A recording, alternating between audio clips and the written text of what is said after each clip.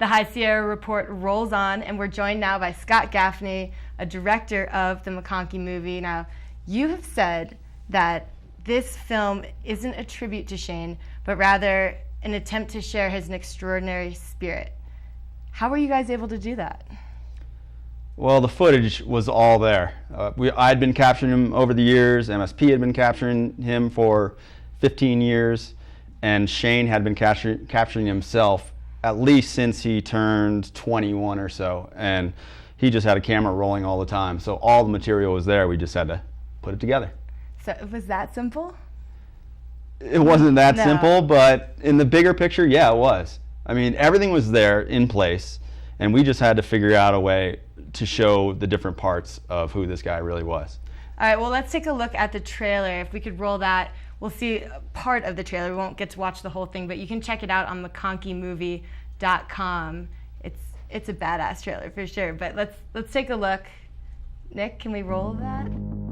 There he is, the man, the myth. Not a legend yet, he's too young.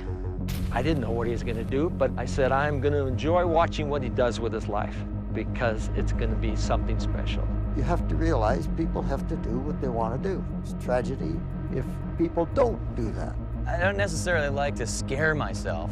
It's sort of a byproduct of what we're trying to do.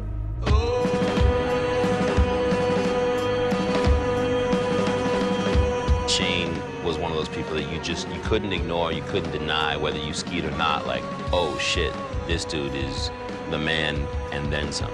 Shane brought everyone hope. It was like a new day. It was, what can we do with it? What are we going to explore? How far can we take this?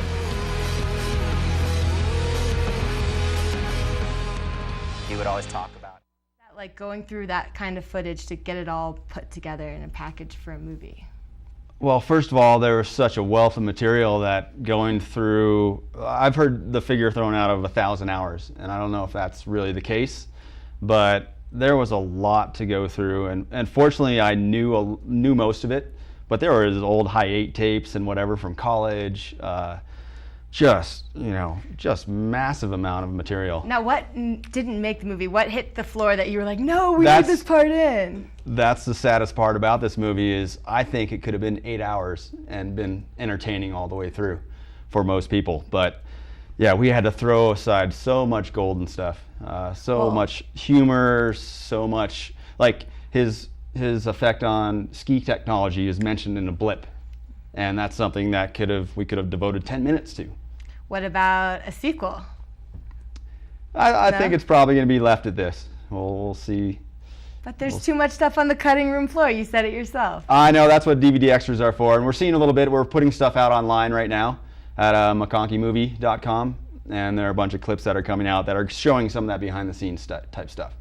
You were so lucky to get to be his roommate. I'm sure that was years of entertainment right there, right? I don't want to, I'm not putting my family down at all, but my years of living with him were probably the funnest of my life. That's amazing.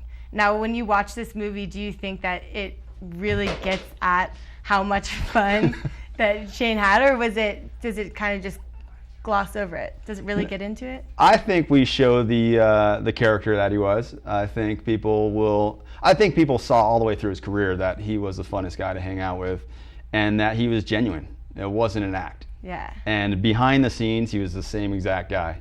That's amazing. Well, thank you so much, Scott, for joining us on this edition of the High Sierra Report. We'll be right back.